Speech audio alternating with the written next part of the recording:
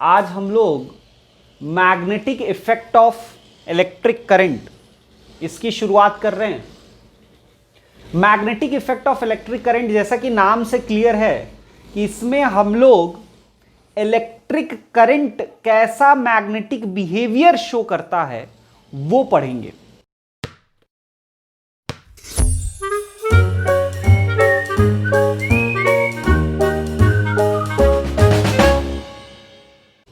लेकिन उससे पहले कुछ बेसिक चीजों की जानकारी आवश्यक है।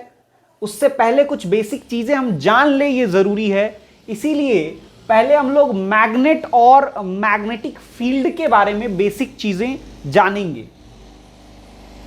सबसे पहले देखें आप, हमारे पास बार मैग्नेट या मैग्नेटिक नीडल अगर हो और उसको हम लोग, बार मैग्नेट जानते हैं, स्ट्रेट मैग्नेट दिखता है, उसको अगर हम लोग फ्रीली सस्पेंड कर दें तो अगर उसको हम लोग फ्रीली सस्पेंड कर दें तो क्या होगा? वो अप्रोक्सीमेटली नॉर्थ और साउथ, जो ज्योग्राफिक नॉर्थ और साउथ होता है आपके आसपास में, जिसको आप नॉर्थ डायरेक्शन और जिसको आप साउथ डायरेक्शन कहते हैं, उसकी तरफ उसका अलाइनमेंट हो जाता है, उसकी तरफ वो ओरिएंटेड होता है।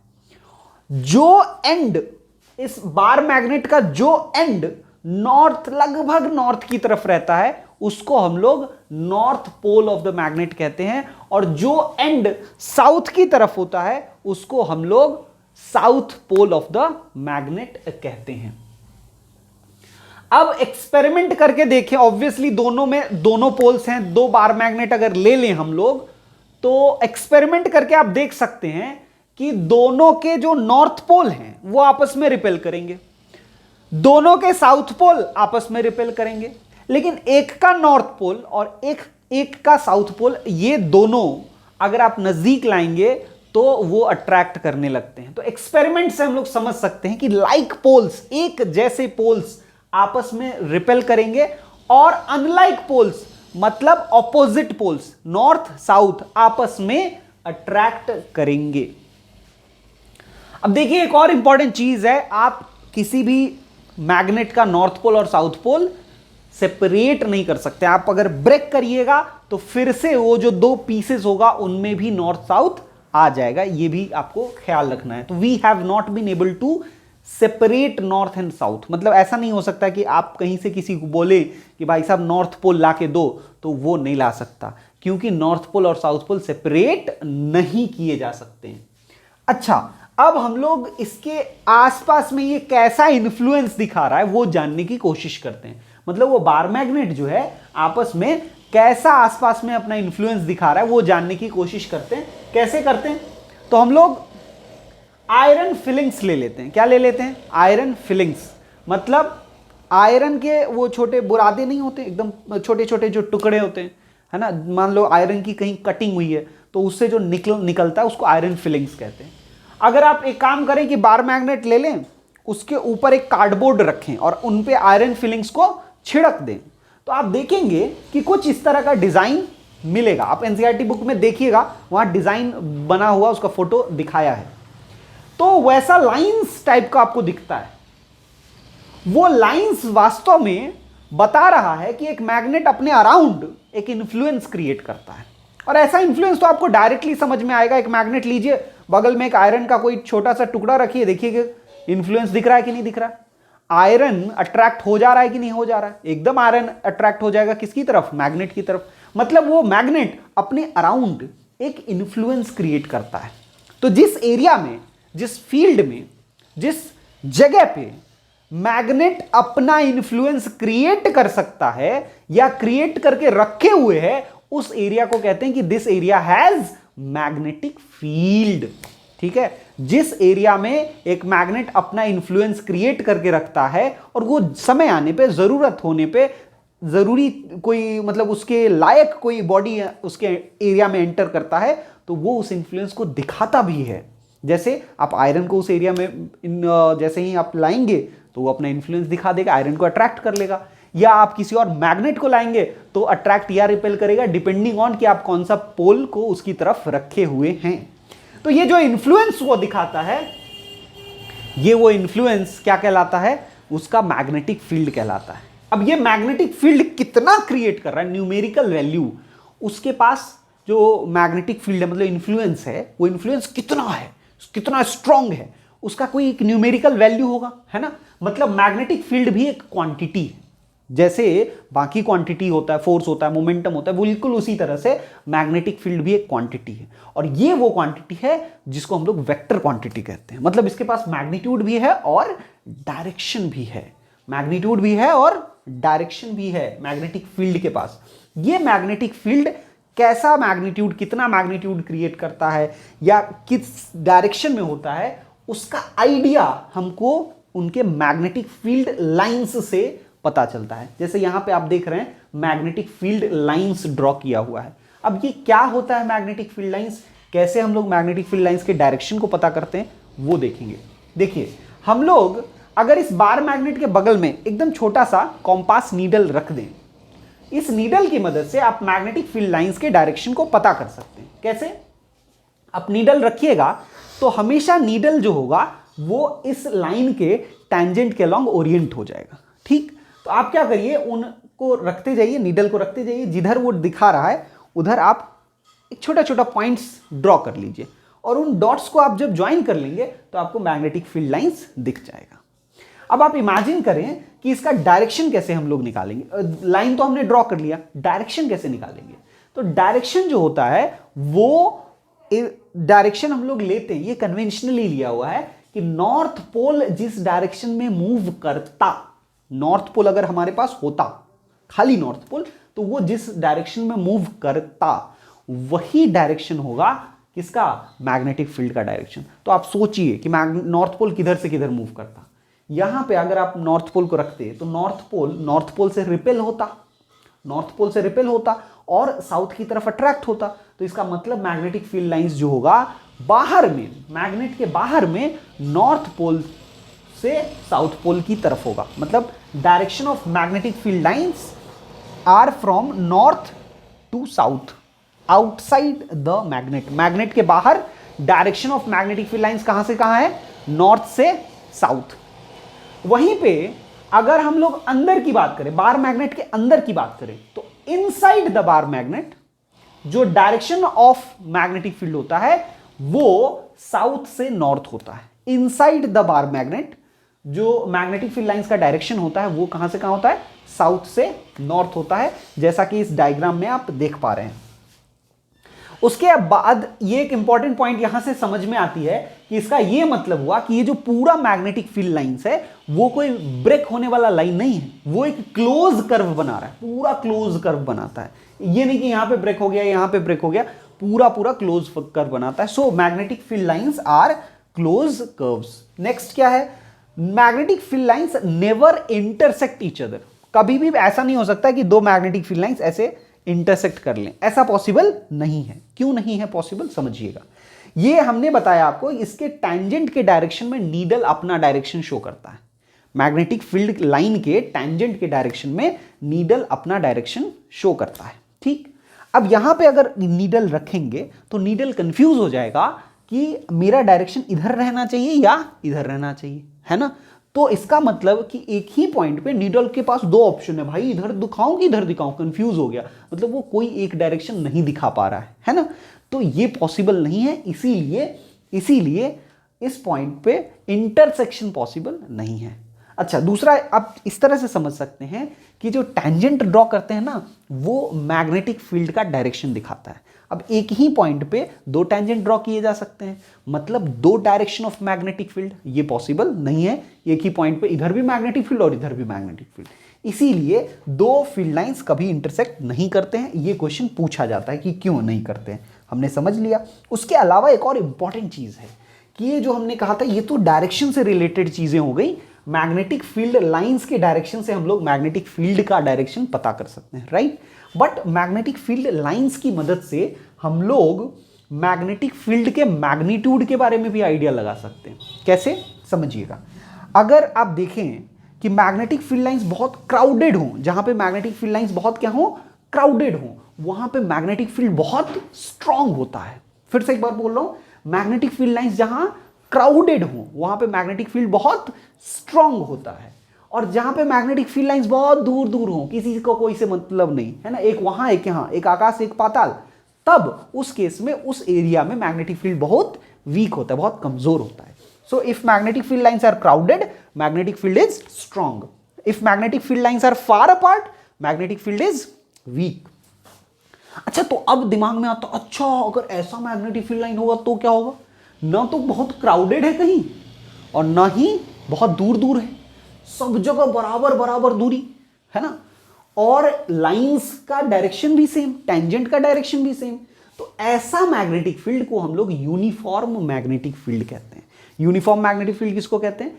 एक ऐसा मैग्नेटिक फील्ड जिसमें मैग्नेटिक फील्ड का मैग्नीट्यूड और डायरेक्शन पॉइंट के साथ बदलता नहीं है. आप अलग अलग पॉइंट पे मैग्नीट्यूड निकालिए, अलग अलग पॉइंट पे डायरेक्शन निकालिए, दोनों सेम रहे तो हम लोग उस रीजन में कहते हैं कि यूनिफॉर्म मैग्नेटिक फील्ड है.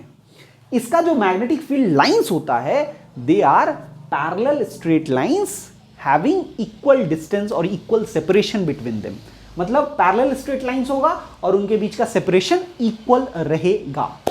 ये ऐसे फील्ड लाइंस को हम लोग यूनिफॉर्म मैग्नेटिक फील्ड लाइंस, मतलब इस तरह का मैग्नेटिक फील्ड लाइंस जो है वो यूनिफॉर्म मैग्नेटिक फील्ड को डिनोट करता है.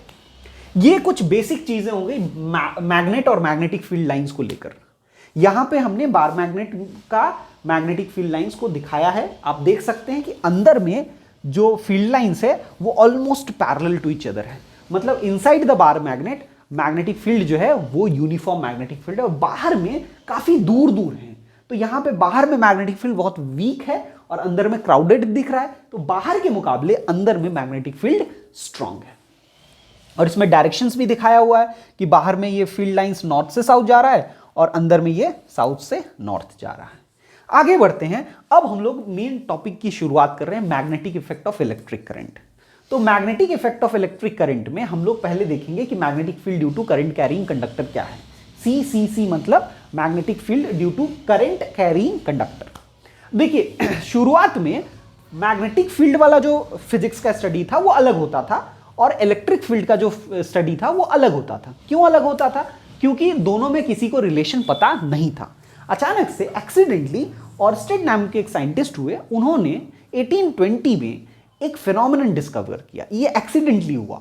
वो शायद कोई एक्सपेरिमेंट कर रहे होंगे इलेक्ट्रिसिटी का, और उसमें जैसे ही करंट फ्लो हुआ, बगल में रखा हुआ उनका मैग्नेटिक नीडल जो था वो डिफ्लेक्ट कर गया. तो उनके दिमाग में गया, और ये क्या हो गया, मैंने तो करंट ऑन किया, मैग्नेट डिफ्लेक्ट कैसे हो गया? मतलब कहीं ना कहीं ये जो करंट कैरिंग वायर है वो एक मैग्नेट की तरह बिहेव कर रहा है. ये करंट कैरिंग वायर किसकी तरह बिहेव कर रहा है?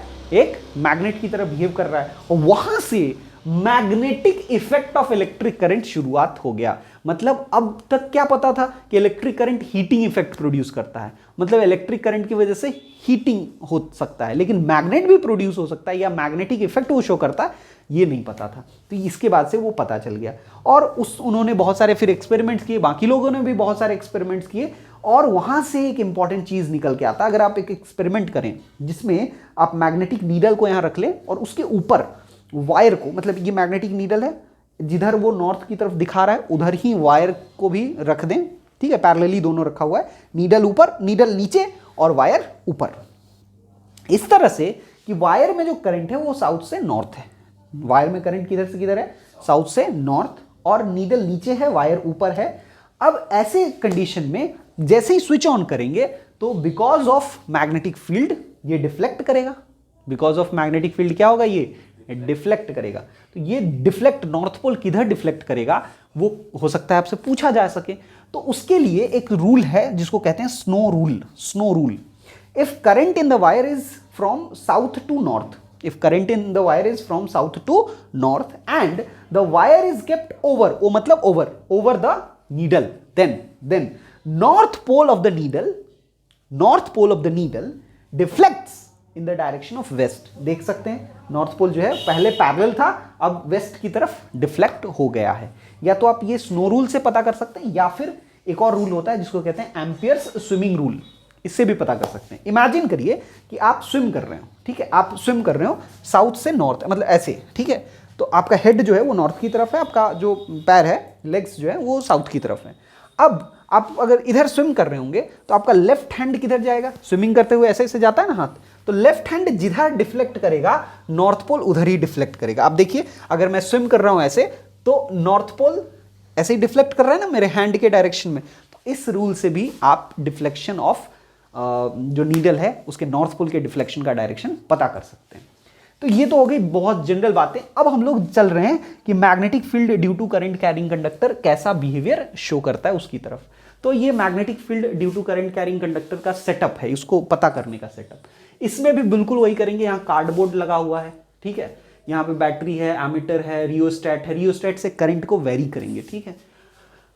इसमें करंट को वेरी करके हम लोग देखना चाह रहे हैं कि मैग्नेटिक फील्ड पहले तो देखेंगे कि है भी कि नहीं। तो कैसे पता करेंगे? वही आयरन फिलिंग्स को लेके छिड़क देंगे तो देखेंगे कि एक कॉन्सेंट्रिक सर्कल्स बनने लगा, मतलब magnetic field lines concentric circle जैसा बिहेवियर शो कर रहा है यहां पर, ठीक।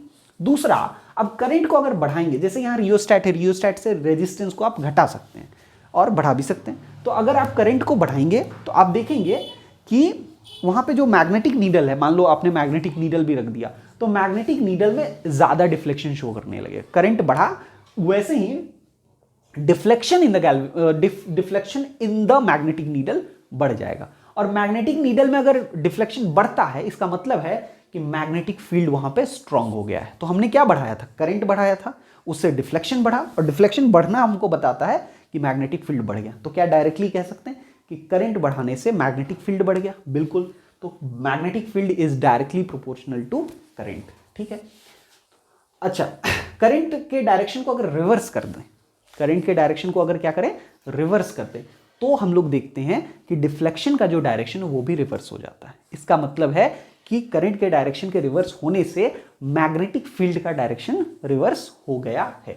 चलिए आगे बढ़ते हैं। नेक्स्ट, अब हम लोग अगर नीडल को दूर ले जाएंगे, थोड़ा दूर ले जाएंगे, आर को बढ़ा रहे हैं। आर क्या है? Perpendicular distance. आर क्या है? Perpendicular distance. तो जब मैग्नेटिक नीडल को हम थोड़ा दूर ले जाते हैं, ठीक है, दूर ले गए मतलब इस वायर से हमने एक परपेंडिकुलर डिस्टेंस लिया, मान लो आर, उस आर को बढ़ा रहे हैं, ठीक है। तो हम लोग देखते हैं कि नीडल में कम डिफ्लेक्शन होता है। और अगर नीडल में कम डिफ्लेक्शन हो रहा है इसका मतलब ये हुआ कि मैग्नेटिक फील्ड वीक हो गया है, यानी कि आर बढ़ाने से मैग्नेटिक फील्ड वीक हो जा रहा है। तो आर बढ़ रहा है, मैग्नेटिक फील्ड घट रहा है, यानी कि बी जो है आर के इनवर्सली प्रोपोर्शनल है। तो ये दोनों चीजें हैं। मैग्नेटिक फील्ड को हम लोग बी से डिनोट करते हैं। चलिए आगे बढ़ते हैं। इसके मैग्नेटिक फील्ड लाइंस का कैसा मतलब बिहेवियर है? तो मैग्नेटिक फील्ड लाइंस इसमें कॉन्सेंट्रिक सर्कल्स हैं, दिख रहा है हम लोग को। और इस ये जो है जैसे जैसे हम आर बढ़ाते जाते हैं वैसे वैसे बड़ा सर्कल बनता जाता है, which become larger and larger with r. R बढ़ाने से ये बढ़ता चला जाता है। इसके अलावा एक और इंपॉर्टेंट चीज जो इसमें आती है वो है direction of magnetic field. Direction of magnetic field कैसे निकालेंगे? तो इसमें डायरेक्शन ऑफ मैग्नेटिक फील्ड निकालने का तरीका क्या है कि हम लोग right hand thumb rule use करेंगे। कौन सा rule? Right hand thumb rule. अब इसका स्टेटमेंट डायरेक्टली आपसे पूछा जा सकता है, explain right hand thumb rule. ये भी पूछा जा सकता है, how do we find the direction of magnetic field using right hand thumb rule. तो ये देखिए राइट हैंड थंब रूल क्या होता है, समझिए। हम लोग मान लेते हैं कि हम लोगों ने उस वायर को, उस स्ट्रेट वायर को होल्ड करके रखा हुआ है सच दैट थंब का डायरेक्शन करंट के डायरेक्शन में है। देखिए यहां पे ये वायर है, वायर का करंट के डायरेक्शन में हम लोग अगर अपना थंब रखते हैं तो जो हमारा फिंगर जिधर घूमेगा, फिंगर देख रहे हैं घूम रहा है, इस एक्सिस के अबाउट फिंगर घूम रहा है, करंट का ये डायरेक्शन हो गया, तो फिंगर जिधर घूमेगा वही डायरेक्शन होगा मैग्नेटिक फील्ड लाइंस का।